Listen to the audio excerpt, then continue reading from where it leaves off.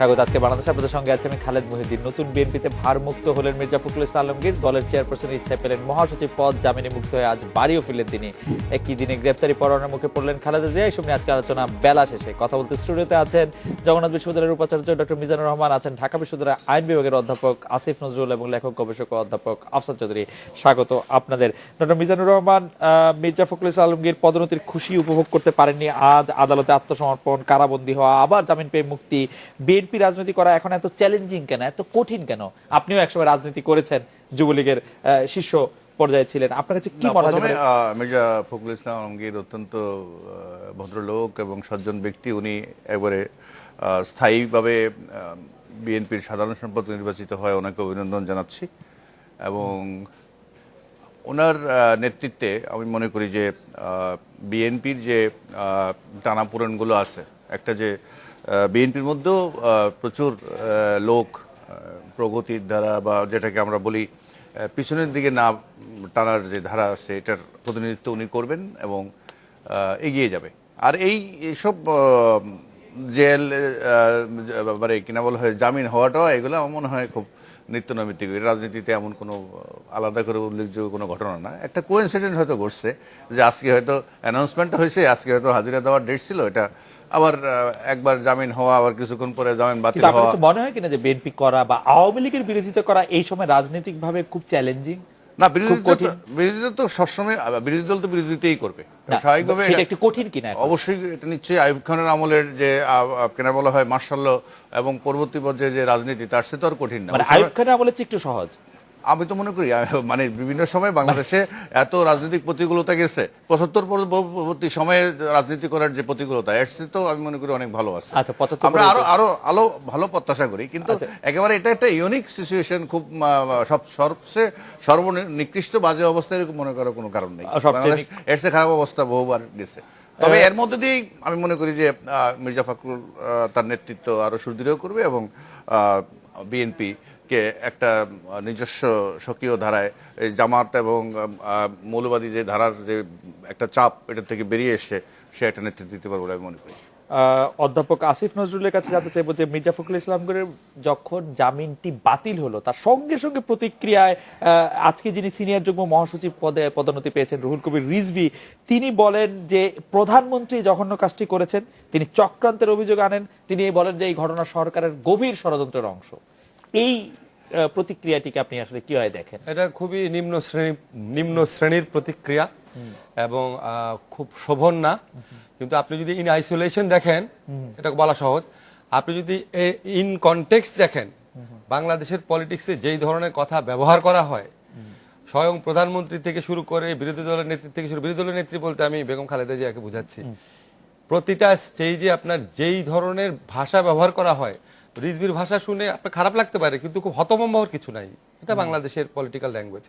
আমার কাছে একটা জিনিস, যেটা এটা অবশ্যই আমি নিন্দা করছি, এই ধরনের ল্যাঙ্গুয়েজ ব্যবহার করা উচিত না। আমার কাছে একটা জিনিস এলাই কি, আমি মিজান স্যারের সাথে একমত, বিরোধী দল করবে, জেলে যাবে, বের হবে, সবাই এই ধরনের হেনস্থার মধ্যে দিয়ে গেছেন।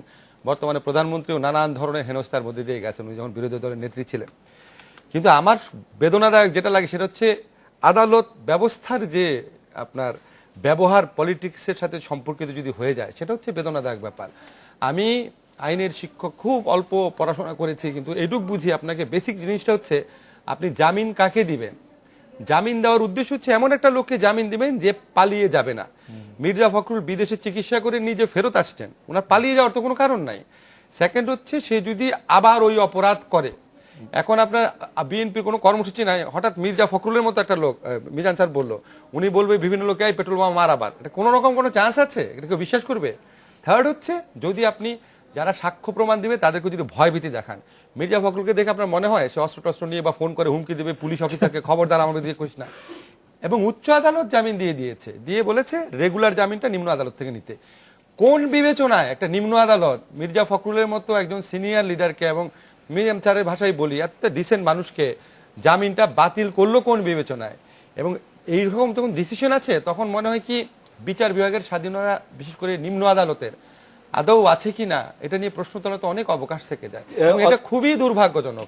কিন্তু অধ্যাপক আসিফ নজরুল, কিন্তু আপনার কাছে আবার কেন মনে হয় যে আবার এইটা আবার পুনর্বিবেচনার ক্ষেত্রে আবার তার কাছে মনে হলো যে না এটা জামিন, সেটি কি কোনো আমি বুঝলাম ইশারা? না তো, ঘন্টা খানেকের মধ্যে তার পুনর্বিবেচনা হলো কেন? তার মানে কেউ তাকে পুনর্বিবেচনা করতে বলেছে?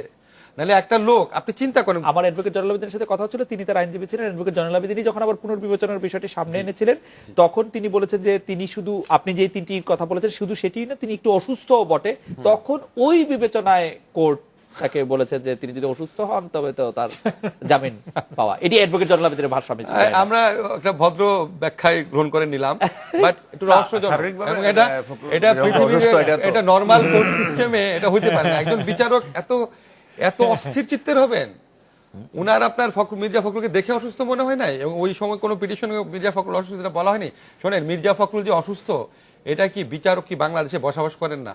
উনি সিঙ্গাপুরে চিকিৎসা নিয়ে আসছেন, কতবার উনি ট্রিটমেন্ট নিচ্ছেন, এবং শুধুমাত্র চিকিৎসার গ্রাউন্ডেই দেশের সর্বোচ্চ আদালত থেকে উনাকে জামিন দেওয়া ওই হয়েছে। এটির ক্ষেত্রে আবার একটু কথা আছে, সর্বোচ্চ আদালত থেকে যখন তাকে জামিন দেওয়া হয় তখন তাকে বলা হয়েছিল আপনি যেহেতু মেডিকেল গ্রাউন্ডে জামিন আছেন, আপনি আসলে খুব বেশি রাজনৈতিক প্রক্রিয়া আপনি অংশগ্রহণ না করাটাই আপনার জন্য ভালো হবে। সেটি আবার মির্জা ফখরুল মানেননি। খুব বেশি রাজনৈতিক প্রক্রিয়া কি বিএনপির আদৌ আছে? আপনি যেটা যাই হোক, বলছেন, আবার আমি আপনাকে ঠিক বলি, যেমন মির্জা ফখরুলের অনেক প্রশংসা আমি জানি স্যার বলেছে, আমিও বললাম যে উনি খুবই ডিসেন্ট, বিএনপির কথাটা খুব সুন্দর করে উনি বলতে পারেন, এবং উনি কোন্দল মুক্ত রাজনীতি করেন, এগুলো উনার প্লাস পয়েন্ট। কিন্তু বিএনপির মহাসচিব হিসাবে, এত বড় দলের মহাসচিব হিসাবে যেই সাংগঠনিক কর্মতৎপরতা থাকা উচিত ছিল বিএনপি, ধরেন বিরোধী দলে থাকা অবস্থায়, নির্বাচন বিধি থাকা অবস্থায় বিভিন্ন জেলার কাউন্সিল করা, স্থানীয় পর্যায়ে নেতৃত্বের বিকাশ ঘটানো, এই কাজগুলো যখন মির্জা ফখরুল করেন না, মাঝে মাঝে বা করতে পারেন না, মাঝে মাঝে বক্তৃতা দেন, এটা তো খুব অসুস্থ হওয়ার মতো কোনো ব্যস্ততা ওনার মধ্যে আমি দেখি না। জনাব আফসার চৌধুরী, আপনার কাছে জানতে চাইবো যে বিএনপির রাজনীতি করা বা আওয়ামী লীগের বিরোধী একটা অবস্থানে থেকে রাজনীতি করা এখন অনেক বেশি কঠিন কিনা? কোন সময় যেটা বলা হচ্ছে কোন সময় সহজ ছিল না, তো এটা এখনো সহজ না। বিভিন্ন প্রক্রিয়ায় বিভিন্ন পদ্ধতিতে সহনিমাত্রায় সহজ কিনা বা সহনিমাত্রায় তবে কঠিন যেটা কিনা? বিএনপির জন্য অসুবিধা সেটা হচ্ছে যে বিএনপি দল হিসেবে অনেক দুর্বল হয়ে গেছে। আমাদের দেশে ইতিহাসে এরকম বিরোধী দল এত দুর্বল খুব একটা কখনো ছিল সরকারি না। দল? এটা কিসের সরকারি দল তো পরম পরাক্রমশালী, সরকারি দলের বিপক্ষে হ্যাঁ। বিএনপি অনেক দুর্বল। কারণ বিএনপি যে জিনিসটা করেছে, বিএনপি প্রথম যারা নির্বাচনে না গিয়ে যখন সে আন্দোলনটা করতে গেছে, বিএনপি খুব বোকামি করেছে। ওই সময় জনগণ, বাংলাদেশের জনগণ আন্দোলন করতে চায় না, বিশেষ করে নির্বাচনের জন্য কোনো আন্দোলন করতে চায় না। তারপরে তারা যে সহিংস আন্দোলন করেছে ইত্যাদি ইত্যাদি, সেখানেও গিয়ে তারা ব্যর্থ হয়েছে। আপনি তুলনা করুন তার পাশে যে আমাদের রাজনীতিটা, যেটা আমাদের, ওনারা তো হচ্ছেন প্রাতিষ্ঠানিক বুদ্ধিজীবী, যেটা হচ্ছে যে আমাদের দেশে সমাজ আর সরকারের মধ্যে যে ব্যবধানটা এটা অনেক বেশি। আমি এটা মাপি, এটা হলো আমার গবেষণার কাজ। আমার মতে ব্যবধানটা এত প্রবল যে আমাদেরকে কোনোদিনই এই সরকারজনিত কোনো আন্দোলন বা কোনো বিষয় টানবে না জনগণকে। আজকে জনগণকে কোনটা টানছে? তনু হত্যা। আপনি দেখুন, গণজাগরণ মঞ্চ সামনে চলে গেছে, গণজাগরণ মূল আন্দোলনটা নিয়ে যাচ্ছে, স্টুডেন্টরা জয়েন করছে, সারা পৃথিবীতে যেখানে বাংলাদেশি আছে তারা আন্দোলন করছে। ঠিক ভুল সেটা কিছু না, আন্দোলন করছে, এটা তাদের বিষয়। এই বিষয়টা বিএনপি ধরতে পারছে না। আওয়ামী লীগ তো ক্ষমতায় আছে, আওয়ামী লীগ যা ভাবছে যে আমি যতদিন ক্ষমতায় থাকতে পারবো ততদিন থাকবো। বিএনপি কিছুতে, বিএনপি যখন এসে বলবে যে আমি আন্দোলন করতে, গণতন্ত্র ফেরত চান, গণতন্ত্র দিয়ে কি হবে, এই বিষয়টা বিএনপি এখনো ধরতে পারে। আফসার ভাই, আপনি আমার খুবই রেসপেক্টেড মানুষ, আমি একটু বিনয়ের সাথে জানতে চাই, এই যে সরকারজনিত আন্দোলনে জনগণ ওইভাবে ইনভলভ হয় না। আমরা খুব নিকট অতীতে দেখেছি না, 1990-তে, 87-এ, 96-এ ইনভলভ হয়েছে। আমি বলছি যে 90-র পরে এটা আরো 96-এ প্রবল ভাবে হয়েছে। এবং এই বিষয়টা হচ্ছে যে শহর কেন্দ্রিক আন্দোলন, সেই শহর কেন্দ্রিক আন্দোলনগুলো হয়েছে। তনু হত্যাকে আমি দিয়ে বলি, যে সবাই যে বিষয়টা নিয়ে কথা বলছে, ওটা একটা ইউনিভার্সিটির একটা স্টুডেন্ট, সে হত্যা হয়েছে, ধর্ষণ হয়েছে, ইত্যাদি হচ্ছে, মানুষ এটাকে ফিল করে। আপনি তার বিপক্ষে গিয়ে যদি বলেন যে আমাদেরকে নির্বাচন দিতে হবে, টানবেন কি তার করে? বিপক্ষে যেতে হবে কেন? নির্বাচন দিতে হবে বললে না, সেই কারণ আন্দোলনটি আগ্রহটা চললো, কারণে নির্বাচনটি আমি বলি, হলো। আমি একটা 2006 সালে গবেষণাটা আমি বারবার ওটা রেফার করি, আমি মানুষকে জিজ্ঞেস করেছি, আমি বেশ বড়সড় একটা দাতা সংস্থার জন্য করেছিলাম। এর ফলে ওই যারা নির্বাচনের সময় টাকা পায়, বিভিন্ন নির্বাচনী মানে পর্যবেক্ষক, হ্যাঁ, তাদের টাকা আটকে গিয়েছিল। কারণ ওখানে দেখা যাচ্ছে যে বাংলাদেশের মানুষের নির্বাচনের ব্যাপারে আগ্রহ নাই। একেবারেই নেই।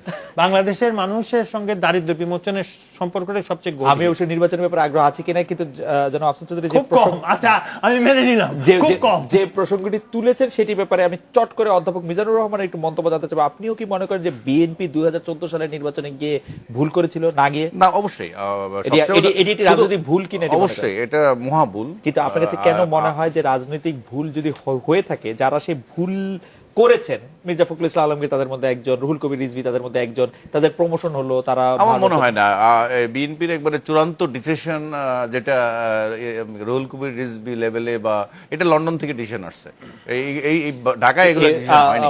যদি এখানে ডিসিশন হইতো, এখানে ডিসিশন হলে হয়তো ডিসিশন অন্যরকম হতো। আর তাছাড়া বিএনপির কোনো স্ট্যান্ডিং কমিটির মিটিং এগুলো নিয়ে কোনো আলোচনা হয়ে সিদ্ধান্ত হয়েছিল। আপনি মনে করেন কিনা যে এটি একটি ভুল সিদ্ধান্ত ছিল রাজনৈতিকভাবে? তাহলে তাদের মানে খালেদ, এই যে এটা কি ভুল সিদ্ধান্ত ছিল কিনা এটা তো আমরা 2 বছর যাবত আলোচনা করছি, দেখো তো আরো অনেক বার্নিং ডিসিশন আছে। আমি কোনোদিন কোনো আলোচনা কেন শুনি না আজকে আওয়ামী লীগ যেটা করছে পলিটিক্যাল পার্টি হিসাবে এটাকে আওয়ামী লীগ ঠিক করছে কিনা। 2 বছর ধরে আপনার প্রোগ্রামে এই প্রশ্নটা আমি আবার আনসার করেছিলাম যে ভুল করেছে কিনা। ভুল তো করেছেই। আওয়ামী লীগ কি ভুল করেছে আবার সেটা আলোচনা করি। যদি তারা ভুল করে তাহলে তো বিএনপি নেতৃত্বে তাদেরকেই কেন আবার সামনে নিয়ে আসা হচ্ছে? এটা মিজান স্যার কারেক্টলি বলেছে, বিএনপিতে বা আওয়ামী লীগে মহাসচিব বা যুগ্ম মহাসচিব সিদ্ধান্ত নেয় না। আমি ওনার মতো লন্ডন থেকে নিয়েছি কিনা আমার তো এত ইনফরমেশন নাই, আমি শুধু এটুকু জানি এটা শীর্ষ পর্যায়ে নেতৃত্ব নেয়। এখানে বেগম খালেদা জিয়া নেন, শেখ হাসিনা নেন আওয়ামী লীগ সিদ্ধান্ত। ওনারা সিদ্ধান্ত নেওয়ার সময় ওনারা রেসপেক্টিভ ছেলেদের সাথে কথা বলতে পারেন। বেগম জিয়াও যেমন বলেন, আমার বিশ্বাস প্রধানমন্ত্রী সেভাবে বলেন, উনি তো অফিসিয়ালি প্রতিষ্ঠা আছে। ওনারা পারিবারিক ভাবে বড়জোর সিদ্ধান্ত নেয়, ওনারাই মহাসচিব পর্যায়ে এইটা হয় না। তাহলে আমি আফসার চৌধুরীর কাছে আবার একটু ফিরত আসি, তাহলে মহাসচিব পদটা আসলে দরকারি কি? আমি সম্প্রতি একটি সংবাদ মাধ্যমে এরকম একটি শিরোনাম করেছে, সম্প্রতি মানে এই মির্জা ফখরুল ইসলাম আলমগীরের পদোন্নতি নিয়ে ডানমুখী বিএনপিতে আবার বাম ঘরানার মহাসচিব। এই বিষয়ে আপনার একটু মন্তব্য শুনতে চাইবো। আমি শুনতে চাইবো যে যদি প্রফেসর আসিফ নজরুল ঠিক হন, তাহলে আমাদের একটা মহাসচিব, একটা সাধারণ সম্পাদক এগুলি থাকারই দরকার কি? এগুলি নিয়ে আমাদের এত মানে আসলে পদোন্নতি কি হলো? 5 বছর এটা পদোন্নতি হয়নি, এটা তার একটা স্বীকৃতি দেওয়া হলো। আর ডানমুখী বামমুখী এই কারণে যে মির্জা ফখরুল ইসলাম আলমগীর একসময় বাম রাজনীতি করতেন এবং যখন মশিউর রহমানের সঙ্গে বামপন্থীরা এসেছিল তখন সেই তার সঙ্গে তিনিও মান্নান ভূঁইয়ার লোক হিসেবে। কিন্তু তার মানে বিএনপি আর আওয়ামী লীগের সাবেক বামপন্থী রাজনৈতিক আদর্শ যদি আপনি বিশ্লেষণ করেন, এটা বিআইজিডি একটা ভালো গবেষণা করেছে, তারা ওই দলগুলোর রাজনীতি এবং দলগুলোর অভ্যন্তরীণ গণতন্ত্র নিয়ে করেছে।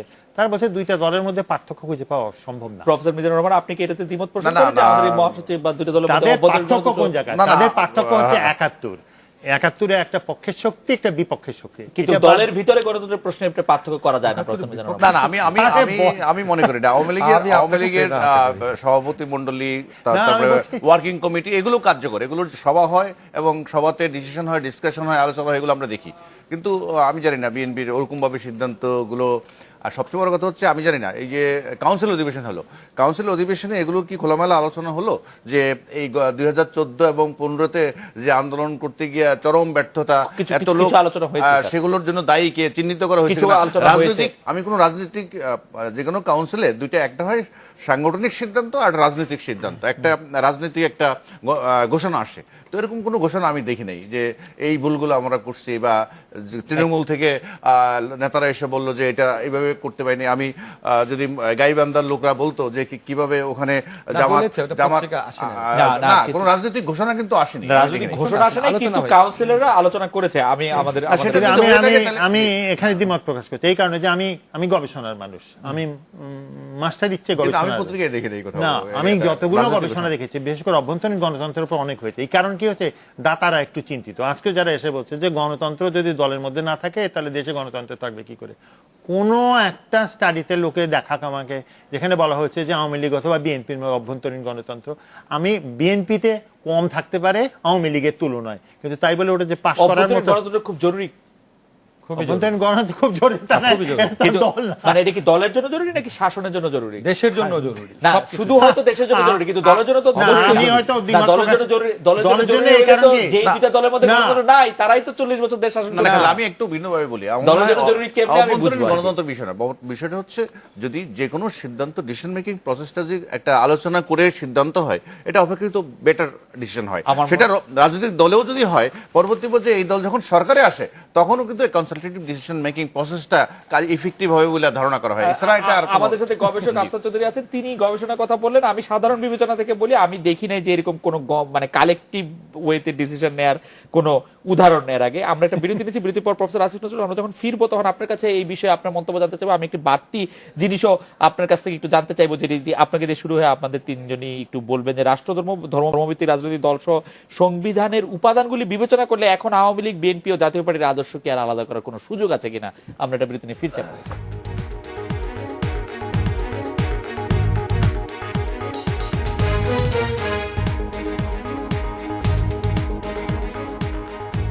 এলাম আজকে বাংলাদেশে। প্রফেসর আসিফ নজরুল, বিরতির আগে আপনার কাছে জানতে চাইছিলাম যে অভ্যন্তরীণ গণতন্ত্রের বিষয়ে আপনার ধারণা, মানে তো সংবিধানের উপাদানগুলি বিবেচনা করলে আওয়ামী লীগ, বিএনপি ও জাতীয় পার্টিকে এখন আর আলাদা করা যাবে কিনা। অভ্যন্তরীণ গণতন্ত্রের প্রশ্নে, অভ্যন্তরীণ গণতন্ত্র না, অভ্যন্তরীণ গণতন্ত্র দুটি আলাদা রাষ্ট্রধর্মের প্রশ্নে, রাষ্ট্রধর্মের প্রশ্নে আমি বলি অভ্যন্তরীণ গণতন্ত্রে অনেক আলোচনা করেছি। রাষ্ট্রধর্ম নিয়ে আমার একটা খুব ইন্টারেস্টিং মানে লাগে যে জিনিসটা, সেটা হচ্ছে রাষ্ট্রধর্ম নিয়ে আমরা অনেকেই বলি যে আওয়ামী লীগ, বিএনপি, জাতীয় পার্টির মধ্যে কোনো পার্থক্য নাই, আসলে কিন্তু আছে। রাষ্ট্রধর্ম কার্ডটা সবচেয়ে স্মার্টলি খেলতে পেরেছে আওয়ামী লীগ, রাষ্ট্রধর্ম কার্ডটা সবচেয়ে আনস্মার্টলি খেলেছে হচ্ছে বিএনপি, খেলতেই পারে নাই।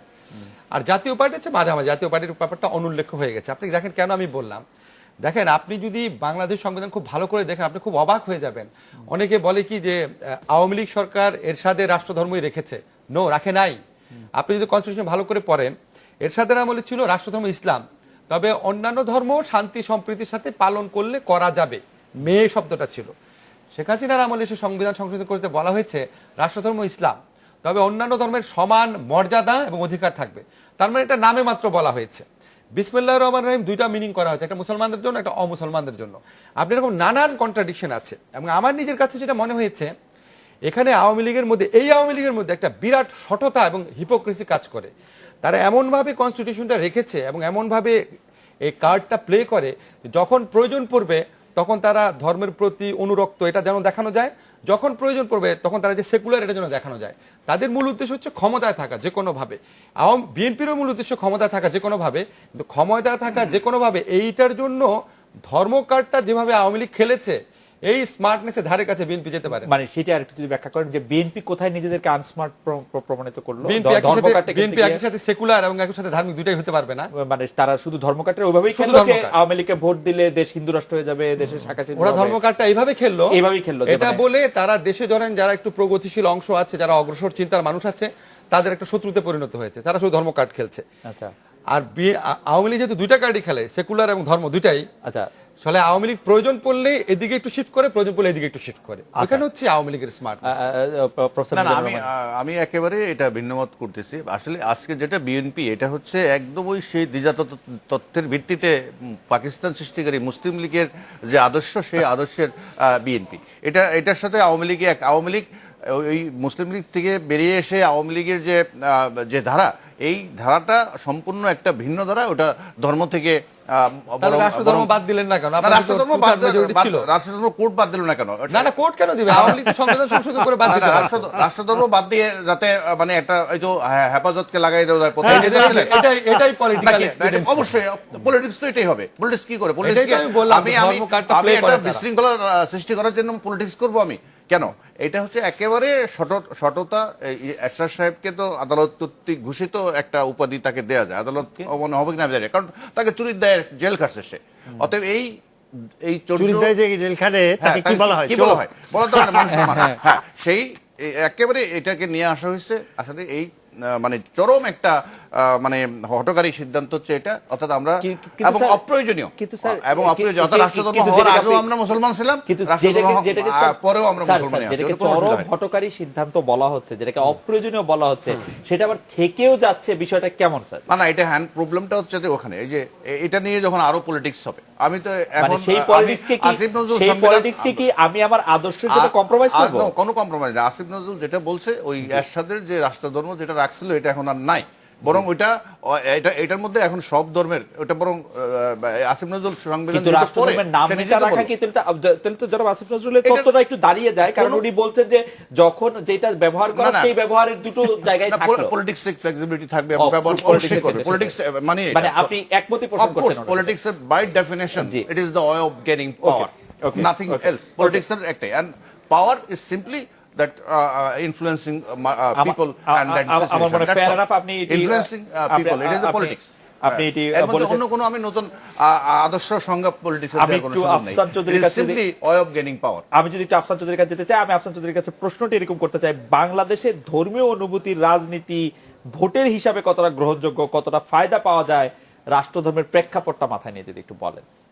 হ্যাঁ, আমি এই কারণে বলি যে আমি আমার অস্বস্তি হচ্ছে বলতে, আমি বিষয়টা নিয়ে একটা গবেষণা করছি। আচ্ছা, তো আমি আচ্ছা। 72-73-এর বইগুলো পড়ছি, তাতে বোঝা যায় যেটা প্রিন্সিপাল সাহেব যেটা বললেন, আমি ওটার সঙ্গে পুরোপুরি একমত না। ভিসি সাহেব, আচ্ছা, ভিসি সাহেব, সরি, মাফ করে না, না, দিন। অসুবিধা নেই। সেটা হচ্ছে যে বেঙ্গল প্রভিন্সিয়াল মুসলিম লীগের মধ্যে দুইটা ধারা, একটা হচ্ছে সারওয়ার্দী আর আবুল হাসেমের ধারা, আরেকটা হচ্ছে শেখ মুজিব আর ফজলুল হকের ধারা। এটা হলো পূর্ববঙ্গের কৃষক সমাজ থেকে আসা, তার আত্মজীবনী পড়লে যেটা খুব বোঝা যায়।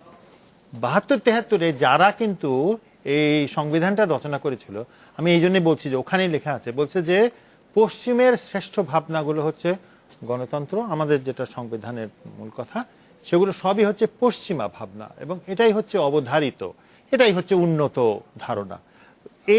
এই অবস্থানটা শেখ মুজিবের রাজনীতিরও না, শেখ মুজিবের ভাবনারও না। শেখ মুজিবের ভাবনা হচ্ছে অবস্থাপন্ন কৃষক শ্রেণীর রাজনীতি, জোরদারের রাজনীতি, সেখানে এটা নিয়ে দ্বন্দ্ব নাই। বরং তিনি তো যেহেতু নিজে হিন্দু জনগোষ্ঠীর হাতে ছিলেন, তার এমন কোনো ছিল না যে সেকুলারিজম করতে হবে, কারণ যেহেতু সেকুলারিজম আপনি অনুবাদ করলেও দেখতে পাবেন যে দুইটা নিয়ে বিশাল ঝামেলা হয়ে গেছে, আন্তঃসাম্প্রদায়িকতা, সেকুলারিজম ইত্যাদি ইত্যাদি। এটা পরবর্তীকালে এটা কতটা হয়েছে, আমি যে গবেষণা, আসিম নজরুলের যে কথা বলছিল, উনি যে কথা বললেন, সেটা হচ্ছে যে আমি যে গবেষণাটা করতে গিয়ে দেখছি গত প্রায় 6-7 মাস হয়ে গেছে, বাঙালি মুসলমানের ধর্মচিন্তা নিয়ে গবেষণাটা। তারা সরকার, সংবিধান বা রাজনৈতিক দল ধর্ম সম্পর্কে কি বললো না বললো এই ব্যাপারে মাথা ঘামায় না, তারা নিজের ধর্ম চিন্তাটা করে। কিন্তু কিন্তু আফসান ভাই, ভোটের আগে এই যে আপনারা আওয়ামী লীগকে ভোট দিলে দেশ হিন্দু রাষ্ট্র হয়ে যাবে, মসজিদ থেকে উলুধ্বনি হবে, সেগুলিতে লোকে ভোট দেয় তো? সেটার ভিত্তিতে ভোট দেয় না, আমি এখনো পাইনি, যদি পাই তাহলে তো আমি না, জানাবো। আমার অভিজ্ঞতা বলে যে এইটার ভিত্তিতে যদি কিছু ভোট কিছু না দেয়, ক্ষেত্রে- এটা এতবার কেন বলা হয় তাহলে? না, কিছু কিছু ক্ষেত্রে হতে পারে। না, তো শেখ এতবার হাসিনা, কেন বলা হয়? শেখ হাসিনা মাথায় যখন উনি ওটা হেজাব ওই কাপড়টা পরেন, কেন Exactly, করেন? exactly. তিনি সিম্পাথাইজ করছেন, এটা আমার স্বাভাবিক ধারণা। হ্যাঁ। মানুষ যদি বলে যে আমার ধর্ম চলে যাবে, তাহলে এবারে গতবারে যখন আফসান ভাই, 4টা বড় সিটি কর্পোরেশন নির্বাচনে হেফাজতের লোক মেরে ফেলা হয়েছে বলে তো, হেফাজতের বিষয়টা আমি আনছি না, না, হেফাজতের লোক মেরে ফেলা হয়েছে বলে তো ভোট গেল তো, ভোটের হেফাজতকে বুঝতে হলে গ্রামের রাজনীতি বুঝতে হয়, হেফাজতকে বুঝতে হলে গ্রামের অর্থনীতি বুঝতে হয়। আমাদের দেশে আমরা তো হেফাজতকে একটা গালিতে পরিণত করেছি। কিন্তু সমস্যাটা হচ্ছে যে সাধারণ মানুষের যে ভাবনা, সমাজের যে ভাবনা, তার সঙ্গে আমাদের মোটামুটি সরকারি ভদ্রলোকের রামমোহন পন্থী মানুষের ভাবনা কিন্তু আলাদা। কিন্তু আপনি বলছেন যে ভোটের রাজনীতিতে এগুলি কোনো প্রভাব নাই? বড় প্রভাব পড়ে না। তাই যদি হতো তাহলে 100, আমি তো বিশাল জামাত sample ইসলাম সব আসনে জিততো। না না, জামাতে ইসলামের ব্যাপারটা কিন্তু আলাদা। তাহলে তো মুসলিম লীগ জিততো। জামাতে তাহলে আমি একটা জিনিস কিন্তু বলি, বিষয়টা হলো যে গ্রামের মানুষ কিন্তু হিসাবটা করে অন্যভাবে। গ্রামের মানুষের হিসাবের মধ্যে 71-এ যে জিনিসটা হয়েছে, তুমি হিন্দু না মুসলমান বড় কথা না, তুমি কি ধর্ম চর্চা করো কিনা, ধর্ম বিষয়টা অন্য জিনিস, যেটা আমাদের দেশের ঢাকা শহরের বুদ্ধিজীবীরাও বুঝতে পারে না। ধর্ম চর্চা আর সাম্প্রদায়িকতা চর্চা এক জিনিস না। এই কারণে আমাদেরকে গিয়ে, আমরা যখন শহরের মানুষরা গিয়ে গ্রামের মানুষের সঙ্গে কথা বলছি, সাধারণ মানুষের কথা বলছি, আমরা ভাবছি ও আমার মতোই ধর্মের দিকে তাকায়, কারণ সারাক্ষণ ফেসবুকে আছে না, ধর্ম জিনিসটা কত খারাপ, ধর্ম জিনিসটা আমাকে আটকে রাখলো। সাধারণ মানুষের কাছে তো টিকে থাকার একটা অস্ত্র, সে ধর্মকে কোনোদিনই ছাড়বে না।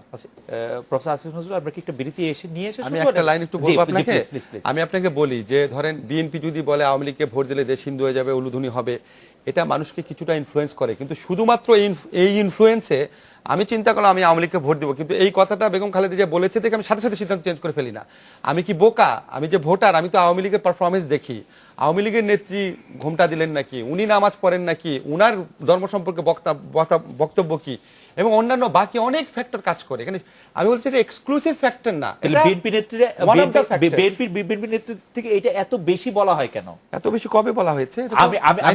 আমি যে দুইটি নির্বাচন মানে রিপোর্ট হিসেবে পার্লামেন্টে দেখেছি, 91 আমি দেখি নাই, 91 বলা হয় না, 96 এ বলেছে, 2001 মানে এর চেয়ে বেশি আর বলা সম্ভব না। 2001 একটু কম, 1996 সবচেয়ে বেশি বলা হয়েছে। জি। হ্যাঁ, এখন ধরেন উনারা, আমি বললাম তো এটা একটা ফ্যাক্টর, অনেকগুলা ফ্যাক্টর কাজ করে, এটা একটা ফ্যাক্টর। এখন ধরেন আমি ইনডিসাইসিভ এবং আমার কাছে আওয়ামী লীগের ধর্ম সম্পৃক্ততা নিয়ে প্রচন্ড সন্দেহ আছে, তখন যদি আপনি বলেন তখন আমি ইনফ্লুয়েন্স হতে পারি। কিন্তু ধরেন আমি কনভিন্সড আওয়ামী লীগ নেত্রী নিজেই একজন রিলিজিয়াস মানুষ, আওয়ামী লীগের সাথে ধর্মের বিরোধ নাই। আপনি বলছেন যে এটি আসলে অত বড় ফ্যাক্টর না, কিন্তু আপনি ধর্মের ব্যাপারে One of the factors. One of the factors, কিন্তু ধর্মের ব্যাপারে আওয়ামী লীগ দুটি কার্ডই তেলে হাতে কেন রাখতে চাইছে আপনার তো? এই যে ওয়ান অফ দ্য ফ্যাক্টরস দেখে আমি বললাম তো, যখন one of the so many factors এর মধ্যে একটি ফ্যাক্টরের ব্যাপারে সে এত সিরিয়াস কেন? মানুষ যদি এরকম হয়, সো মেনি ফ্যাক্টরস এর মধ্যে প্রত্যেকটা তো সিরিয়াস থাকতে হবে, তাকে জিততে হবে না। কোন একটা নির্বাচনী এলাকা বলতে হবে জি। যেখানে মানুষ এই কারণে ভোটের অবস্থান সরিয়েছে? তাহলে তো হাফিজ হুজুর জিততো। তাহলে আমি একটা সেকেন্ড একটা কথা বলি, হ্যাঁ। আমি one of the many factors বলি না, one of the few important factor. দেখেন আপনাকে একটা কথা বলি, হাফিজ হুজুর ছিল আমাদের লালবাগ এলাকার মানুষ, উনি এত কামের লোক, এত ভালো লোক। আমি লালবাগে ওনার মসজিদে নামাজ পড়েছি, শাহী মসজিদে, উনাকে পীরের মতো শ্রদ্ধা করে মানুষ। হাফিজ হুজুরের সম্পর্কে বলা হতো উনি স্বপ্নে আদেশ পেয়ে ইলেকশনে দাঁড়িয়েছে। যদি ধর্মই এত বড় ফ্যাক্টর হয় তাহলে হাফিজ হুজুরকে মানুষ ভোট দিবে, তাকে পীরের মতো শ্রদ্ধা করে মানুষ। হাফিজ হুজুরের সম্পর্কে বলা হতো উনি স্বপ্নে আদেশ পেয়ে ইলেকশনে দাঁড়িয়েছে। যদি ধর্মই এত বড় ফ্যাক্টর হয় তাহলে হাফিজ হুজুরকে মানুষ ভোট দিল না কেন? হাফিজ হুজুরকে সব মানুষ বিশ্বাস করে না, আমি- সেটা একটা ওই এলাকার লোক যায় না। আমার মানে সব হাফিজ হুজুরকে সব লোক লালবাগে সব লোক বিশ্বাস করে না হাফিজ হুজুরকে। হাফিজ হুজুরকে সব লোকের বাংলাদেশের মানুষ, বাংলাদেশের মানুষ হাফিজ হুজুরের থেকে, আমি বলি বাংলাদেশের মানুষ হাফিজ হুজুরের থেকে ধর্মীয় একজন কারণে। প্যান্ট শার্ট পরা হুজুরকে বেশি পছন্দ করে। আমরা একটা বিরতি নিয়ে ফিরে আসি।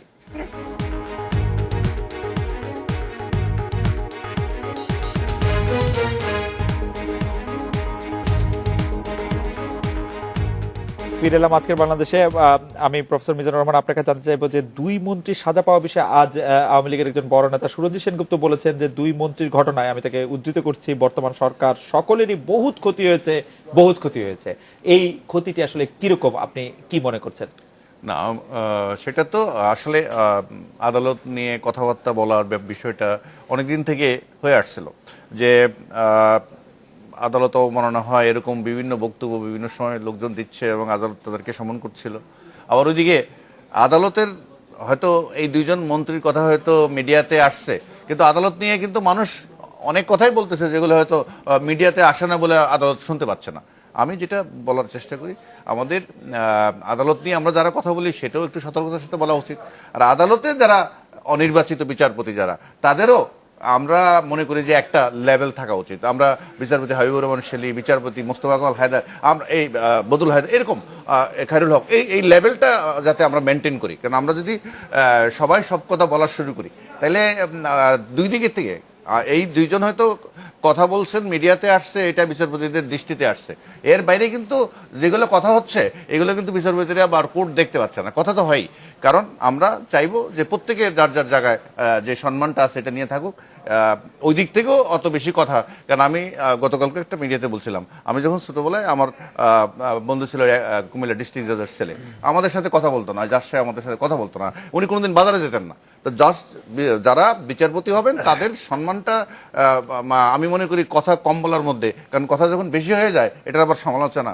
এটা আমাদের দুইজনই অত্যন্ত বীর মুক্তিযোদ্ধা। মুক্তিযুদ্ধ শুরু হওয়ার আগে যে লোকটা মুক্তিযুদ্ধ শুরু করেছিল 19শে মার্চ জয়দেবপুরে, সে হলো আকম মোজাম্মেল হক, এবং বারবার নির্বাচিত জনগণের একটা নেতা। এখন সেটা ওনার বলার ধরন কি ছিল, আদালত সেটা কিভাবে নিল, এইগুলো নিয়ে আপনি তো কথা প্রশ্নই থাকতে পারেন। কিন্তু আমি বলছি যে এর বাইরে কিন্তু প্রচুর লোক এগুলো নিয়ে কথা বলে যাচ্ছে। বাইরে বললে সেটা তো অসুবিধা নাই, আদালত অবমাননার প্রসঙ্গে আসলে আইন দ্বারা আপনি সমালোচনা করতে পারেন, কিন্তু সেটা আসলে মিডিয়া আসতে হবে। আমি ঘরে বসে আমি যেটা বলছি সেটা হচ্ছে যে আমরা সবাই জন্য চেষ্টা করি যে এই ধরনের একটা বিব্রতকর অবস্থার মধ্যে যেন না পড়ি, এটা করাই সবচেয়ে ভালো। প্রফেসর আসিফ নজরুলকে আমি প্রশ্নের সাথে একটু যুক্ত করে প্রশ্ন করতে চাই, এই রায়ের পর, মানে বিশেষ করে দুই মন্ত্রীকে যে সাজা দেওয়া হলো 50,000 টাকা জরিমানা, ওনাদের 7 দিনের জেল, এই রায়ের পর আদালতের প্রতি আমাদের আস্থার মাত্রাটা বেড়েছে কিনা? কিছুটা বেড়েছে। আমি আপনাকে একটা জিনিস বলি, বাংলাদেশে আদালত অবমাননা নিয়ে বিভিন্ন সময়ে আদালত যে অবস্থা নিয়েছে এটার মধ্যে কোনো কনফর্মিটি নাই, কোনো সাজুজ্য নাই। যেমন আপনাকে একটা উদাহরণ দেখাই, মাহমুদুর রহমান সাহেবকে যখন আদালত অবমাননার জন্য জেল দেওয়া হয়েছিল তখন আইনে যা ছিল তার চেয়েও বেশি কারাদণ্ড দেওয়া হয়েছে, আইনে নাই তারপরে দেওয়া হয়েছিল। মাহমুদুর রহমানের যে অন্যায় ছিল সেটা, আর দুজন মন্ত্রী দেখেন উনাদের ব্যক্তি হিসাবে উনাদের অবস্থান অন্য কথা যেটা বলেছি সেটা আলোচনা করছি। মাহমুদুর রহমানের কথা কি বেশি আদালত অবমাননাকর ছিল, নাকি ধরেন জনকণ্ঠের সম্পাদকের কথা বেশি অবমাননা করছিল, নাকি মন্ত্রীদের কথা বেশি অবমাননা করছিল, এটা সব সময় সবাই একমত হতে পারবে না। কারো কারো কাছে মনে হতে পারে যে মাহমুদুর রহমান অনেক বেশি শাস্তি পেয়েছে, সেই তুলনায় অন্যরা বেশি শাস্তি পায়নি, এটা একটা দিক। এটা হতে পারে ইন্ডিভিজুয়াল বেঞ্চ, ইন্ডিভিজুয়াল জাজ, মাহমুদুর রহমান মান না মাহমুদুর রহমান সম্পাদক, আমাদের ইন্ডিভিজুয়াল জাজ, ইন্ডিভিজুয়াল আদালত ভিন্ন ভিন্নভাবে দেখতে পারে। কিন্তু এখানে যদি বেশি আপনার কনফর্মিটির অভাব বা সামঞ্জস্যের অভাব যদি বেশি থাকে তখন চোখে লাগে। আর সবচেয়ে বেশি যেটা আমার কাছে চোখে লাগে, আমি আদালতের প্রতি শ্রদ্ধা রাখিয়ে বলছি, আমাদের প্রধানমন্ত্রী উনিও আদালত নিয়ে কথা বলেছেন, প্রধানমন্ত্রী সরকার প্রধান, আমি ওনাকে নিয়ে কিছু বলছি না, কিন্তু লতিফ সিদ্দিকী সাহেব মন্ত্রী থাকা অবস্থায় আমি নিজে পড়েছি, আমি চ্যালেঞ্জ করছি প্রকাশ্যে আর কি, উনি আদালতকে চ্যালেঞ্জ করেছিল, আমি যা ইচ্ছা, আদালত ওনাকে না করেছে কোনো একটা কিছু বলতে বা করতে, উনি বলেছে আমি করব, দেখি আদালত কি করে, আমি মানি না। সংসদের ইমিউনিটি নিয়ে মনে আছে আপনার? সংসদের ইমিউনিটি হোয়াট এভার, সংসদের ইমিউনিটি নিয়ে বলেন আর যেখানেই বলেন, আপনি যখন এভাবে বলেন আমি আদালত আমি আমার ইচ্ছা মতো করব, আপনি কি শিওর এটা সংসদে বলা হয়েছিল? সংসদে বলা, আচ্ছা ঠিক আছে, সংসদে বলা। যাই হোক, এবং আমাদের ক্ষমতাসীন সরকারের পক্ষ থেকে আপনার এমন কথাও মাঝে মাঝে বলা হয়েছিল যে আদালত যখন রায় দিবে তখন যেন জনগণের সেন্টিমেন্টও বিবেচনায় নেওয়া হয়। রাইট, এখন হয়েছে কি, মানে কে কি বললে কতটুকু আদালত অবমাননা হয়, এটাই এই একটা রায়ের মধ্যে দিয়ে প্রতিষ্ঠিত হবে না। আমি প্রফেসর আসিফ নজরুল আপনার সাথে একমত। আমি সাজুজ্জের অভাবটি আমি নিজেও দেখেছি। আমার মনে আছে যে সুরজি সেনগুপ্ত এই আদালত নিয়ে কি মন্তব্য করেছেন সংসদের বাইরে, আমরা দেখেছি যে শামসুদ্দিন চৌধুরী তিনি অপশন নেওয়ার পরে আদালত নিয়ে কি মন্তব্য করেছেন, তাদের কি শাস্তি হয়েছে সেটি নিশ্চয়ই। তাদের কোনো শাস্তি হয় নাই, দুই মন্ত্রীর শাস্তি হয়েছে। আমার কথা হচ্ছে কি, এই একটা রায় দিয়ে আপনার আদালত অবমাননার ক্ষেত্রে আমাদের যে বিভিন্ন মনের প্রশ্ন সেটা দূর হবে না, তবে ইটস এ গুড বিগিনিং, এবং এটার কনফর্মিটি রাখতে হবে। শুধু ওনারা শপথ নিয়েছেন দেখে ওনাদের ক্ষেত্রে আমি খুব কঠোর হব, আর যিনি এক সময় বিচারক ছিলেন, আপনি যে শামসুদ্দিন চৌধুরী মানে কথা, উনি বিচারক ছিলেন, উনি কি দুই মন্ত্রীর থেকে লেস অফেন্সিভ কথা বলেছেন? তার চেয়ে অনেক ভয়ঙ্কর কথা বলেছেন। তো এখন স্বাভাবিকভাবে এখন আদালত আমার উপর রুষ্ট হতে পারে, আমার মনের ভিতর তো প্রশ্নটা আসে, হয়তো আমি আপনার ভয়ে বলবো না যে আপনি ওই বিচারকের ক্ষেত্রে আমি সেক্ষেত্রে ধারাবাহিকতার অভাব প্রসঙ্গটি যদি উঠে দিলে আমি খুব অবাক হব না। আমরা একটা বিরতি নিচ্ছি, বিরতির পর জনাব আফসান চৌধুরী যখন ফিরছি তখন একটি সামাজিক বিদ্যা নিয়ে আপনি আসলে গবেষণা করেন, একটি বিষয়ে আপনার কাছে জানতে চাইবো যে তনু হত্যা যেটির কথা আপনি বলছিলেন, আমাদের দর্শকরা জানতে চাইছে যে তনু হত্যা নিয়ে আমাদের মনে এত সংশয় কেন, যে তনু হত্যার বিচারটা নিয়ে বা তনু হত্যার ন্যায় বিচার পাবে কিনা সেটা আমাদের মধ্যে সংশয়টি কেন, সেটি যদি আমাদের একটু প্রেক্ষাপট থেকে বলেন, আমাদের অন্য দুই প্যানেলিস্টের কাছ থেকে আমরা এটা জানতে চাই। আমরা একটা বিরতি নিয়ে ফিরছি আপনাদের কাছে।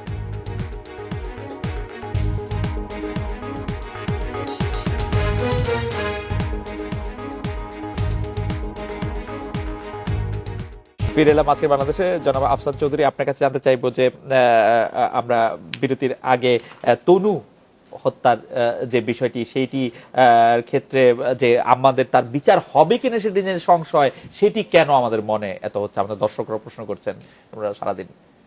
একটা হচ্ছে এটা মানে বিচারের দাবিটা কেন করতে হচ্ছে, মানে দাবিটা করতে হচ্ছে কারণ মোটামুটি এই দেশে হচ্ছে জবাবদিহিটা নাই, জবাবদিহিহীন একটা সমাজ। এখানে আমাদের হত্যা করলেও পার হয়ে যায়, আমাদের খুন করলেও পার হয়ে যায়, হাজার হাজার কোটি কোটি টাকা চুরি করলেও কিছু হয় না, এবং ওই যে 3,500 কোটি টাকা চুরি হয়ে গেছে, আমাদের একজনেরও বিচারও হয়নি, কিছুই হয়নি। এরকম অবস্থায় মানুষের মধ্যে ক্ষোভটা খুব প্রচন্ড, এবং এটা ক্ষোভের প্রকাশ।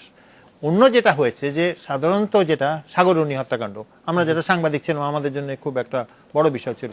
সাগররণী হত্যাকাণ্ডে প্রধান হোম মিনিস্টার বললো যে 48 ঘন্টার মধ্যে ধরা হবে, তারপরে শুরু হলো হতে হতে হতে আজ বোধহয় 4 বছর হয়ে গেছে। আমি তো দেখলাম যে 4 বছরই হয়েছে। আমার একটা লেখা ওই সময় 2012 সালের 11 ফেব্রুয়ারি। তাহলে কেন মানুষ ভাববে? তৃতীয়ত হচ্ছে যে মেয়েটাকে হত্যা করা হয়েছে, এই মেয়েটা একজন সাংস্কৃতিক কর্মী, মানুষের মধ্যে সাধারণভাবে তার প্রতি একটা দরদ হয়েছে। মেয়েটা খুব ট্রেডিশনাল কাপড় চোপড় পরতো, এই কথাটা কিন্তু খুব বড় বিষয় যে মেয়েটা হেজাব পরা একটা মেয়ে, অতএব তাকে মানে মনে হয়েছে যে আচ্ছা সাধারণ মধ্যবিত্ত বাঙালি সমাজের একটা মেয়ে, তাকে হত্যা করেছে। তারপরে তার লাশটা যেভাবে পাওয়া গেছে, সবকিছুর মধ্যে সবচেয়ে বড় কথা হচ্ছে ক্যান্টনমেন্টের মধ্যে পাওয়া গেছে, এবং ক্যান্টনমেন্ট হচ্ছে সবচেয়ে নিরাপদ জায়গা। এই নিরাপদ জায়গায় যদি একটা খুন হয় তাহলে তো তাদের সবচেয়ে দ্রুত তাদের কোনো ভূমিকা পালন করা উচিত না, তা না করে 8 দিন পর্যন্ত তাদের চলছে। এবং গতকাল যে আইএসপিআর এটা যেটা বিভ্রঞ্জন সরকার যেটা বিডি নিউজে লিখেছে, আইএসপিআর থেকে মনে হচ্ছে যেন গোটা বাংলাদেশ সেনাবাহিনীকে দোষ দিচ্ছে। সেনাবাহিনীকে দোষ দিচ্ছে না, বাংলাদেশ বলছে যে ধর্ষক যে আছে, খুনি যে আছে, তাকে বের করো, বা সে যদি থাকে তাকে পুলিশের কাজ। সেটা তো পুলিশকে ঢুকতে পারছে না। আমি বিবিসি স্টুডিওতে ছিলাম, বিবিসি পুলিশকে জিজ্ঞেস করছে, তো বলছে যে না আমাদের তো নিয়ম কানুন মেনে ওখানে ঢুকতে হয়, আমাদের তো আমরা কিন্তু আজকে আইএসপি এর সাংবাদিকদেরকে নিয়ে গেছিল আইএসপিআর শুরু করছে আজকে কতদিন হয়েছে, খুনের কতদিন পরে, 20 তারিখের এই পর থেকে চাপটা যদি না 10 দিন। হতো আমার ধারণা যে কিন্তু কিন্তু কিন্তু আসলে আমি জিনিসটা একটু বুঝতে পারি না, বাংলাদেশে একজন পদে থাকা লেফটেন্যান্ট কর্নেল এখনো জেলখানায় আছে, নারায়ণগঞ্জের সাতক্ষীরার কথা আমি বলছি, যিনি আবার একজন মন্ত্রী, খুব প্রভাবশালী মন্ত্রী, মোফাজ্জল হোসেন চৌধুরী মায়ার জামাইও বটে, তারপরও মানে মানুষের মধ্যে কেন ওই সংশয়টা থেকেই যায়? মানুষের মধ্যে কোনো বিষয়ে আস্থা নেই, মানুষের মধ্যে কোনো বিষয়ে আস্থা নেই, এবং ওই জায়গাটা নাই বলেই মানুষের মধ্যে এই ক্ষোভটা বাড়ছে। আমি এক সেকেন্ড সময় নেই, আমি এটা ঠিক না। আপনি যদি প্রত্যেকদিন আপনার টেলিভিশনের ওই যে স্কলের যে নিউজগুলো আসে দেখেন, এমন কোনো দিন নাই জেলা পর্যায়ের কোনো দায়রা জজ 3 জন 4 জন 5 জনকে ফাঁসি দেয় নাই।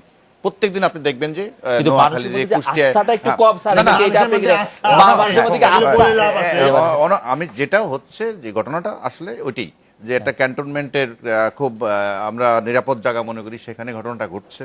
আর এটা হচ্ছে এগুলো হলো মিডিয়ার নির্মিত বাস্তবতা, যেটাকে আমরা বলি মিডিয়াতে যখন আসে জিনিসটা, মিডিয়া, গণমাধ্যম, না, না, সোশ্যাল মিডিয়া। না, আমি বলছি যে নীরব নামে একটা ছেলে ওই ইয়েতে কেন পুস্তকালয়ে ইয়েতে পড়ে গেল, পানিতে পড়ে গেল। জি, এটা নিয়ে আমরা পুরা জাতি প্রায় 24 ঘন্টা সরব ছিলাম, সারাক্ষণ মিডিয়াতে লাইভ কভারেজ দিয়ে দেখানো হচ্ছিল, কিন্তু না, নীরব, ছেলেটার নাম ছিল নীরব, ওই পুস্তকালয় 24 ঘন্টা কিন্তু আপনাদের লাইভ কভারেজ দেখে দেখে পুরা জাতি আমরা এটা নিয়ে। কিন্তু হিসাব বলে বাংলাদেশে কমপক্ষে 7 জন, সর্বোচ্চ 21 জন দৈনিক পানিতে ডুবে মারা যায়। শিশু মৃত্যুর হাইয়েস্ট কারণগুলোর একটা হচ্ছে পানিতে। এটার সাথে এটা মিলাচ্ছেন না, না, কেন? মিলাচ্ছি এই জন্য যে আমি এটা বলছি, স্যার, আমি এটা বলি, আমি যদি লাইভে কথা বলতে বলতে এখন মারা যাই, বাংলাদেশের সবগুলি টিভি দেখা, না, আমার কথা আমার বয়সী অন্তত 50,000 জন প্রতিদিন মারা যায়। আমি সেটাই বলছি, এই যেই সময়টা আমরা নীরবকে নিয়ে পুরো জাতি টেলিভিশনে সরব ছিলাম, ওই সময় কমপক্ষে 7 জন শিশু মারা গেছে পানিতে ডুবে। তনুর ক্ষেত্রে হ্যাঁ। গণমাধ্যমে একটা লেখা, তুষার আব্দুল্লাহর লেখাটা, যে সামাজিক মাধ্যম যেখানে সফল হয়েছে, গণমাধ্যম হয়নি, গণমাধ্যমকে আটকানো হয়েছে, গণমাধ্যম বলতে গণমাধ্যম হয় আটকা পড়েছে, অথবা গণমাধ্যম নিজে নিজে এটা আটকেছে। সোশ্যাল মিডিয়া, এটা গণমাধ্যম করে। আমি একটু প্রফেসর আসিফ নজরুলকে এই প্রসঙ্গে শুনতে চাই। আসিফ, দেখেন, আমি সবচেয়ে বেশি পাজল যে জিনিসটা নিয়ে, সেটা হচ্ছে তনুর হত্যাকারী, ধরুন ধর্ষণ হয়েছে কিনা আমরা কনফার্ম না, তনুর হত্যাকারী সেনাবাহিনীর কোনো মানুষ হতে পারে, বা তার পুত্র বা তার ভাগ্নে কেউ হতে পারে। এখন যদি সেনাবাহিনীর কারো পুত্র বা কারো ভাগ্নে বা সেনাবাহিনীর কোনো সিপাই টিপাই যদি এই কাজ করে থাকে, তাকে যদি গভর্নমেন্ট ধরে, তাতে সেনাবাহিনীর কোনো ক্ষতি হয় না। কারণ ঢাকা বিশ্ববিদ্যালয়ের শিক্ষকদের মধ্যে এ পর্যন্ত 20-30 জন যৌন নির্যাতনের দায়ে চাকরি হারিয়েছে। আর এখানে তো আপনার আর্মির মধ্যে একজনের যদি আত্মীয় বা একজনের ভাই, একজনের আর্মির একটা সিপাহের ভাইকনে যদি এই কাজটা করে থাকে, তাকে যদি পুলিশ ধরে তার যদি বিচার করে, এটার সাথে তো আর্মির ইমেজের কোনো সম্পর্ক নাই। আমেরিকাতে, বিশেষ করে আমেরিকার কথা বলি, কত আর্মি অফিসারের আপনার সমকামিতার দায়ে পর্যন্ত তাদের জেল হয়েছে। সেকেন্ড কথাটা শোনেন খালেদ। আচ্ছা, আর যদি আর্মির কেউ না হয়, তাহলে তো আমার আরো বড় প্রশ্ন, তা আর্মির কেউ যদি না হয়, তারপরে যদি তাকে ধরা না হয়, লোকে যখন সন্দেহ করছে যে আর্মির ভেতরে থাকা কেউ এটা করেছে নাকি, তারপরে যদি আর্মির কেউ না হয়, এটা তো আরো বড় মানে একটা উদ্ভট কাণ্ড, ইডিওসি, যে আর্মির কেউ না লোকে সন্দেহ করছে, তাহলে সরকারের তো উচিত প্রথম ওই লোকটারে ধরা, ধরলেই তো লোকে বুঝবে যে আর্মির না। আমি একটা কথা শুধু বলবো, যে এখানে আমি মনে করি বাংলাদেশের মানুষ যারা খেপে উঠেছে, যারা বিভিন্ন জায়গায় আন্দোলন করছে, তাদের উচিত স্বরাষ্ট্র মন্ত্রণালয়ের সামনে জমায়েত করা। বিকজ বাংলাদেশে পুলিশের এক্সক্লুসিভ ক্ষমতা আছে যে কোনো জায়গায় গিয়ে তদন্ত করা। এগুলি ফালতু কথা যে সেনাবাহিনীর এলাকার মধ্যে পুলিশ বিডি নিউজ একটা সার্ভে করেছে যে পুলিশ বলছে আপনারা আন্দোলন করবেন না, আমাদের উপরে আস্থা রাখেন। তো পুলিশের যে বিডি নিউজ জিজ্ঞেস করেছে আপনারা কি আস্থা রাখেন, 94% লোক বলেছে আস্থা রাখি না। এরা কি আসলে আমার একটু জানতে ইচ্ছা করছে, এরা কি আপনার সেই নাগরিক অংশটুকু বলছে না গ্রামের অংশটুকু বলছে, নাকি কম্পিউটারে যায়? কারণ এই আন্দোলনটা গ্রামের আন্দোলন না, এই আন্দোলনটা হচ্ছে শহরের। আমাদের একদমই 30 সেকেন্ড সময় আছে। প্রফেসর মিজানুর রহমান, আপনি এই সম্পর্কে? আমি আসিফ নজরুলের সাথে আমি এটা একমত, যে এটা ইভেন যদি এটা সেনাবাহিনীর ক্যান্টনমেন্টের ভিতরে ঘটুক, বা ইভেন কোনোভাবে যদি কেউ কারো সম্পর্কিত থেকেও, কিচ্ছু যায় আসে না। কারণ এটা একজন ব্যক্তির জন্য সেনাবাহিনী বা পুরো সরকার, বা ইভেন যেটা আমরা বললাম আমাদের বিশ্ববিদ্যালয়ে তাই না? তবে কোনো অবস্থাতেই যে কোনো ভাবে হোক একবার শাহবাগের মতন জায়গা দখল করে এই নিয়ে আপনি আন্দোলন পুরো করেন। ঢাকা এটা আপনি অন্য এই জায়গায় করেন আন্দোলন কি? করেন। সেটা আমার- করেন। আমার মনে হয় রেসকোর্সের যে- মাঠে তবে গিয়ে করেন। অসুবিধাটা কি এখন যাকেই উপস্থিত করুক না কেন সে সন্দেহ এবং সেই আসল লোক কিনা। সেই সন্দেহবাদনের ক্ষেত্রে কি আফসার ভাই আপনি কি একটু চট করে জবাব দিবেন যে প্রফেসর মিজান যেটি উত্তর দিলেন যে এর ক্ষেত্রে কি আসলে মানে গণমাধ্যমের দায় আছে এই গণমাধ্যম তো এটা সংশয় তৈরি আনেনি। করার জন্য- গণমাধ্যম যখন এটা এসেছে, সংশয় তৈরি করার ক্ষেত্রে সাগররুনির ক্ষেত্রে গণমাধ্যম জনমত সৃষ্টি করার চেষ্টা করেছিল। প্রফেসর আর আসিফ জাহান এখন কি বলেন, জনমত- সংশয় তৈরি করতে আমি গণমাধ্যমের বলি দায় আছে কিনা? গণমাধ্যমের দায় থাকতে পারে, বাট গণমাধ্যম ম্যাক্সিমাম ক্ষেত্রেই পজিটিভ ভূমিকা রাখে। আচ্ছা। আমার খালি একটাই আপত্তি যে যারা আপনার আজকে যে এই ব্যাপারে আন্দোলন হচ্ছে, দেখেন কিছুদিন আগে এক মহিলা তার 2 বাচ্চাকে মেরে ফেললো এবং একটা উদ্ভট গল্প বললো, হ্যাঁ। বললো যে সে নাকি পড়াশোনার টেনশনে মেরেছে। এটা তো একটা গাঁজাখুরি গল্প। Right. আপনারা মিডিয়াতে ওই জিনিসটা আনতেছেন না কেন? আমরা- মানে আমার কথা হচ্ছে কি, এটাও তো ভয়ঙ্কর ঘটনা। ভয়ঙ্কর এবং ভয়ঙ্কর। আমি এখন শেষ তাহলে করতে চাই, প্রফেসর বিশ্লেষণটা হচ্ছে যে প্রফেসর ভয়ঙ্করের মধ্যে কোনটা আফসার চলে জাহান, আমি এখন আপনাদের দাঁড়িয়ে এই ছিল, আপনাদের সাথে দেখা হচ্ছে আগামীকাল এই সময়। শুভরাত্রি।